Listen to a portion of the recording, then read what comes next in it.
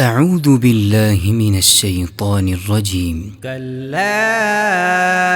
إذا بلغت التراقي وقيل من راق وظن أنه الفراق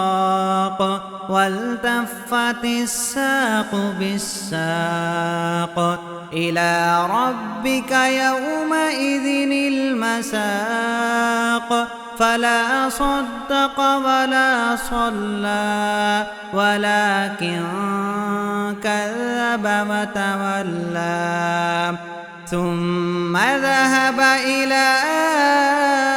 أهله يتمطى أولى لك فأولى ثم أولى لك فأولى أيحسب الإنسان أن يترك سدى ألم يك نطفة من مني يمنى ثم كان علقة فخلق فسوى فجعل منه الزوجين الذكر والأنثى أليس ذلك بقادر على